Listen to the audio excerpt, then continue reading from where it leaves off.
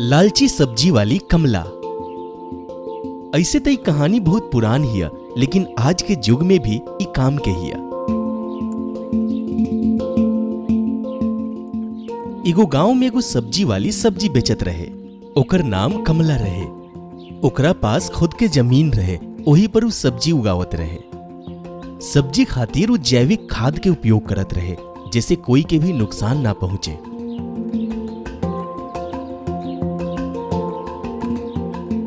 सब गांव वाला के ई बात पता रहे, यही से सब लोग ओकरे से सब्जी खरीदे। उ गांव में घूम घूम के सब्जी बेचत रहे। सब्जी लेला, ताजा सब्जी, सब्जी लेला। कमला गांव में पुकारत रहे। अरे कमला, आधा किलो बैगन दे दा। एक आदमी कमला से कहलस। का भैया, आधा किलो बैंगन से का हुई? केकरा केकरा के खिलाइबा? एक काम करा, 1 किलो लेला। ठीक बा, चल 1 किलो दे दा। ई भइल ना बात भैया। कमला 1 किलो बैगन तौल देहलस औरी वो खुशी खुशी आगे बढ़त गई। रास्ता में ओकरा बहुत सारा ग्राहक मिलले। सब्जी लेला, ताजा सब्जी, सब्जी लेला। सब्जी लेला, ताजा सब्जी, सब्जी लेला। सब सब्जी बिका गई। अब ओकरा पास कुछहू ना बचल। आगे गईला पर एगो आदमी पुकारलस। ए सब्जी वाली, तनी ताजा सब्जी दे दा हो। तक कमला कहलस। माफ करम भैया, सब्जी तक खत्म हो गई। ठीक बा बहिना, कल तनी ज्यादा सब्जी ले आइहा। उ आदमी कहलस। जरूर भैया। कमला कहलस। सब्जी के खाली टोकरी लेके अपना घरे पहुंचलस। अब वो पैसा गिनल शुरू कैलस। ज्यादा पैसा देख के वो बहुत खुश हो गई। आज तो बहुत सारा कमाई भइल बा, लेकिन अंत में हमारे एगो ग्राहक खाली लौट गईल। काल से हम ज्यादा सब्जी बेचम, ताकि कोनो ग्राहक खाली ना जाए। अगला दिन कमला खेत पर गई।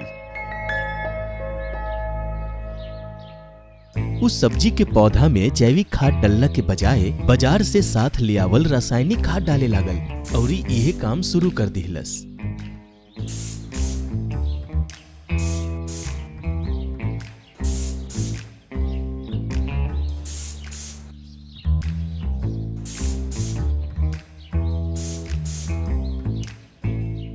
कुछ दिन बाद बहुत ज्यादा सब्जी उग गई। कमला उस सब्जी लेके गांव में बेचल शुरू कर दिहलस। सब्जी लेला, ताजा सब्जी, सब्जी लेला। सब्जी लेला, ताजा सब्जी, देसी खाद की सब्जी लेला, ताजा सब्जी। एक आदमी कमला के पास बुलौलस। बहिना, 1 किलो सब्जी दे दा। तक कमला कहलस। जरूर भैया, काल रउआ के सब्जी ना मिलल रहे, आज थोड़ा ज्यादा ही सब्जी ले ली ही, ताजा हा सब। कमला वो आदमी के सब्जी देहलस और ये आगे बढ़ गई। ओह दिन भी ओकर सारा सब्जी बिका गई। कमाई भी बढ़िया हो गई। बस फिर का रहे, रोज कमला खेत में जाए और बाजार से ले आवल रासायनिक खाद खेत में डाले लागल।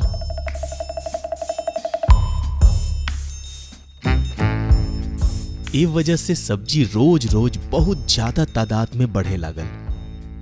कमला अब और भी अच्छा पैसा कमाइल शुरू कर देलस। कुछ दिन बाद गांव के बच्चा और सब लोग के हालत बिगड़े लागल। सब लोग बीमार पड़े लागल।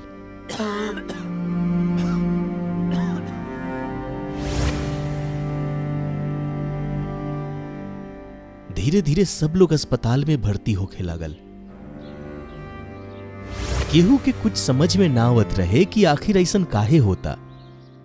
गांव के मुखिया एक बार डॉक्टर के पास गईले और जाके पूछले, डॉक्टर साहब, हमरा गांव के सब लोग बीमार काहे पड़ रहल बारे? डॉक्टर कहले, हमरा लागत है कि खाए में कुछ गड़बड़ हो रहल बा, कुछ गड़बड़ बा। मुखिया ई बात के सुनले, ऊ होशियार रहले। ऊ कमला के पीछे ओकर खेत में गईले। ऊ जाके देखले कि कमला जैविक खाद के बजाय रासायनिक खाद डाल रहल बिया।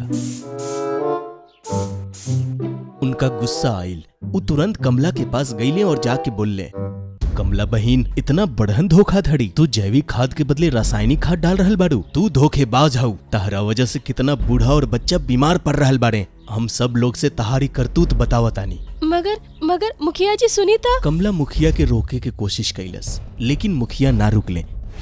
वहां से जाके गांव में सब कोई की बात बता दिले। फिर कमला सब्जी लेके निकलल। सब्जी लेला भैया, सब्जी लेला, ताजा ताजा सब्जी लेला। ना चाही तहार सब्जी, तू धोखेबाज हऊ, चल जा यहाँ से। ना चाही तहार सब्जी। सब लोग चिल्लाए लागल। एक आदमी के गुस्सा आइल।